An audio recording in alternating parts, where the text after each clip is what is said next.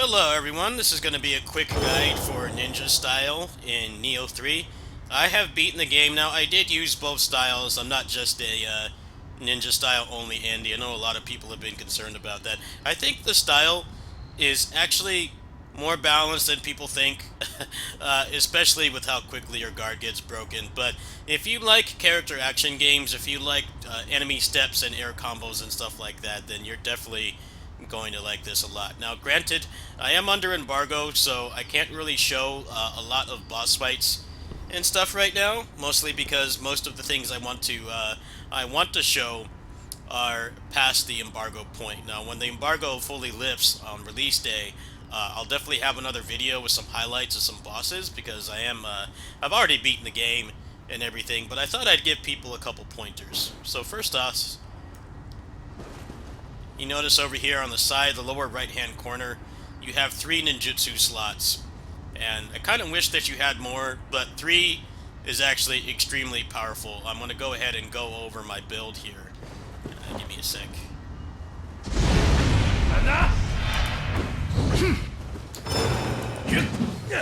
Oops.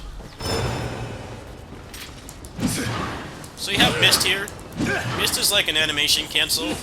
And if you dodge things with it, you actually get a, if you dodge with Mist or you dodge with Evade, you actually get a, like a key damage, a key boost. Like that. So it's actually quite useful. And also, animation canceling in this game is quite good. There's also something called a footstool jump. Let me see if I can find a Yogi here.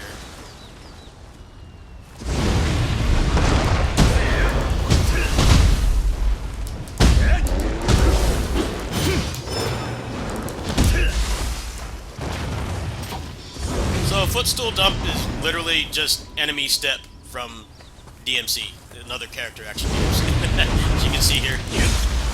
Oops.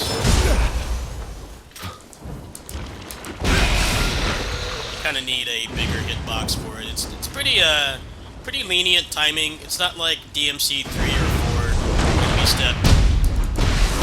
It's more like DMC 5 or Bayonetta. So the weakness of being in the air in this game is that you get knocked down regardless. There's pretty much only one pain state or hit stun state where you will get knocked down, so they really want you to dodge. You can get a just dodge like this, and it actually works quite well. And there are certain things that you can build around to give you less ki consumption while you're in the air, and you can actually do a lot of damage. Actually, it's kind of good against small enemies as well, because if you have certain moves, what will happen is you'll hit them and they won't be able to hit you. Against big enemies, it's probably the best, but with the caveat that you're going to have to avoid the hits, because a lot of them, especially a lot of the new enemies, this game has a lot more new enemies than people would lead you to believe.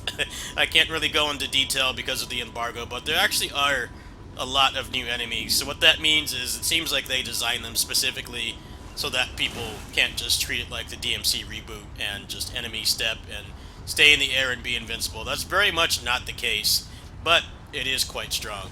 So when you attack things and when you also use samurai style, you will get your arts gauge. The arts gauge is kind of like the ninjutsu gauge, or rather, the ninjutsu gauge is like the arts gauge for samurai style, and that as you do actions and perform well in combat, you will get more charges.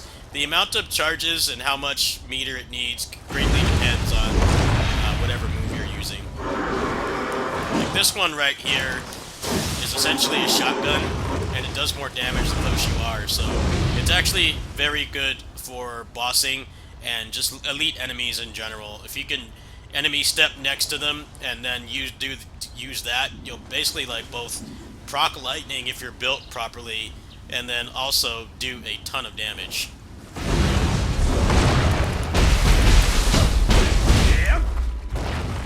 So what I'm going to do right now is go ahead and show you guys the tree. This is the tree here. This is the full tree that will be also in the demo, but you're going to be limited by how far you can get and everything. So there's actually a lot of options here, but it's mostly just stuff that you should already have. This game has a little bit of that syndrome where they make you unlock things that weren't really a big deal in previous games. Stuff like Final Blow and stuff like that. But there are a lot of ninjutsu in here. I'd say the most important things to get would be the mid-air dodge, definitely.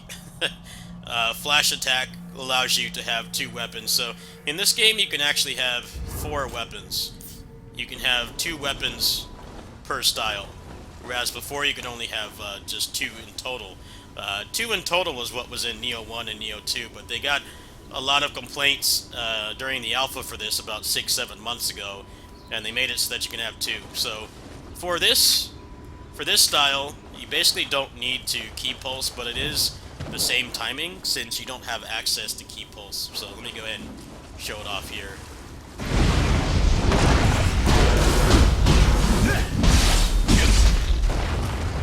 So basically it's the same timing as it would be without the key pulse, but you don't really have to watch. You don't really have to watch the key bar. But if you have muscle memory from the previous 2 games, it really shouldn't be that much of an adjustment. Alright, let's go back to this. I'm going to go ahead and go over some of the best ones here. Let's see. Pinwheel Shuriken is really good because what it allows you to do is do significant damage from a distance, more than the regular shurikens. Now the weakness is that you only have like 3 charges, but it's actually very good for crowd control, whittling away enemies, especially ones that are almost dead. You can chip them off with this from safety. And also, there are certain enemies that are vulnerable when they're flying, and you'll be able to essentially just put them in a stun state. So I actually think this is one of the best ones that I've found so far. The regular shuriken is pretty good, especially like mid-game, beginning to mid-game, mostly because you can kind of chip away at flying enemies and stuff before you have a lot of your mobility and everything like that. Let's see here. Lightning Step is pretty good if you want to play a little bit riskier, because essentially with the weakness of ninja style that a lot of people aren't talking about is that you really can't block anything. Basically, ninja style is kind of like how some people play Nioh 2, myself included, where you stack like so much key recovery that you barely need to key pulse. The weakness is that you basically can't block anything. If you block almost anything and it's not a deflect from a very specific weapon type, then you will get stunned, and you're stunned for a physical gear. And because the enemies in this game are like every other Team Ninja game where they will go into a command grab frame 1 like they're trying to win Evo, it's generally not really advised to even attempt to block. But this can be pretty good. Like for example, you can use like Pinwheel Shuriken and then use your Lightning Step to go right next to them. There are instances where you will want to use this as well, simply because it will allow you to close the distance before an enemy does something. Pheasant Leap, I actually think, is one of the best ninjutsu in the game. Now, I'm going to go ahead and explain this here. So this is basically an on-demand jump. I actually think it has some invincibility frames as well. Now, what's good about this is that if something tries to grab you, a lot of the hitboxes, despite still being the Team Ninja BS, where you know the hitbox is way larger than the graphic, and you know they track like crazy. They make it look like Tekken 8 is a fair fighting game. Pheasant Leap will actually allow you to avoid most of them, and then what's also nice.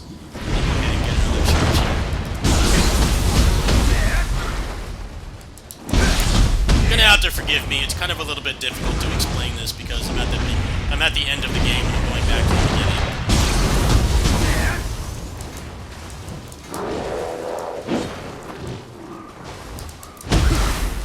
So when you use Pheasant Leap in the air, it's essentially a defensive helm breaker. You can get straight back down to the ground. So there are instances where you want to do that. For example, if a burst counter attack is coming, you can use that to get back down to the ground immediately and do that or whatever else you need to do. Now, against a small enemy like this, it won't really be necessary to do that. But you can also cancel into it with anything. So, if you don't want to use launchers, for instance here, let's see, there's a launcher for the Tonfas, I think. Where is it? You don't really need to use launchers, it's just you're going to have to sacrifice a stock. I do think you might get a little bit more height off this, but Pheasant Leap actually is one of the best ninjutsu in the game from what I've seen. So let's go ahead and show some of the other ones here. Since this one is an endgame one, it's not really going to be too useful. So Lightning Step is pretty good. Let's go ahead and bring back the test subject here.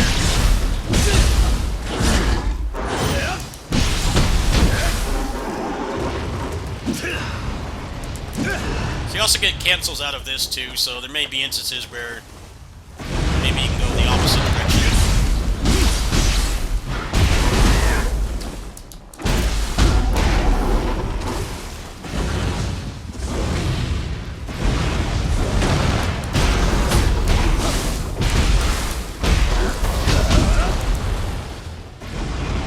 So you can basically cancel most of your basic attacks with Pheasant Leap. And it's good for a number of reasons, especially once you get access to the air dash. You will not have the air dash right away, but you can get it relatively quickly, and it helps quite a bit. Now for me, I went with light armor on both styles. I'd say one of the complaints I have with this game is that for Samurai style there are very few light armor options. So at the beginning, Samurai style wasn't very preferable to use. Most people that play Nioh games at a somewhat high level, meaning that they can clear all content, usually play on A agility, because C agility in Nioh games is a newbie trap. I did the exact same thing when I started Nioh 1 and I didn't really do any research. C agility is a newbie trap, and unfortunately, at least on my playthrough, obviously the loot is RNG, I didn't really get that many A agility options at all. So the game definitely feels like it's balanced for you to play in ninja style first, because at least for me, I didn't really get anything but B and C agility sets, so that didn't make Samurai style very good to use. However, Samurai style is more than viable, especially because you get the deflects and things like that, and due to the nerf on the bosses where you can't really do zero key combos anymore, I think that's one of the things that makes Samurai more viable than ninja style on certain enemies, especially human enemies, because essentially what will happen is if you try to do the usual flowchart of putting them in pressure and knocking them down out of key and then doing a combo, they don't let you do that anymore, and I greatly don't like that at all. So I don't like that they nerfed that, but on the same hand, it makes it so Samurai style is actually viable. If you are good at deflecting, you'll be able to shut a lot of that down, and it seems to do a lot more damage than ninja style just as a whole, at least with the weapons I'm currently using. This game, it's definitely a lot harder to pivot your build, or more specifically the weapons you use, just because getting the locks to get more skill points is tied to open world exploration instead of just proficiency. So I can't really comment on the other weapons right now. As you can see here, I don't have a lot of points, and outside of the weapons I decided to build around, I can't even really try them. I definitely think that that's one of the flaws of the way that the game is designed now. But both styles are viable. Don't let anyone tell you ninja style is the only good style. Samurai style is more than viable, and it's actually preferred to use it in some situations. There are actually a lot more situations than people lead to believe. There are a fair amount of human bosses, and I definitely got filtered by some of them because just my generational knowledge with the Nioh games and trying to just pressure them and lock them down doesn't really work as much as it did before, so you're going to have to adapt here.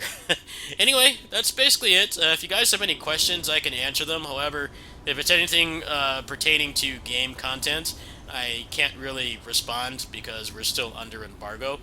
This didn't really go over anything that's not in the demo. However, I think ninja style is very fun. I think the game has been getting a lot of complaints about, people thinking it's going to be parry slopped because of being able to deflect. I actually think the deflect is a good thing, because I felt like in the first two games, they really experimented with having moves that allowed you to counter, but due to the fact that you fight like much larger enemies in this on a regular basis than pretty much any other Souls-like, they didn't want to make an animation for every single enemy, so it felt like you couldn't use a lot of them, and it never really felt like it was viable. Here, it's viable, but they do definitely want you to switch styles. Playing with only one style, you're definitely going to have like the fighting game equivalent of bad matchups.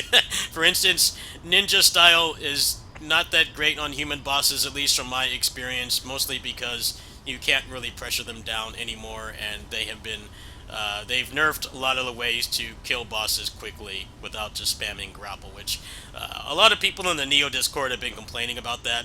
But Samurai style is more than viable, and it's actually quite difficult to parry, especially because the enemies in this are quite aggressive, and if you get in a, you get outnumbered, it's going to be really hard to parry, but if you do, it can be quite rewarding. There actually are a lot of deflects and stuff that you can do for ninja style as well, but I don't think the game is parry slop. You can definitely play through a decent chunk of it in ninja style, but there are going to be instances where you need to switch. However, if you're not used to key pulsing, if you didn't key pulse much in the previous games, or you're new to the Nioh series, ninja style is definitely the way to go, but it's definitely not as busted as people lead you to believe. Anyway, that's it. If you guys have any questions, I'll let you guys know. I will definitely go over builds and stuff when the embargo partially or fully lifts, because right now I can't really show anything. So I'm sorry if this isn't as in depth as my other ones, but other build guides I've done for the previous Nioh games. But the style is very fun. There are a lot of options, and I'll definitely get into those within the next few days. Thanks for watching.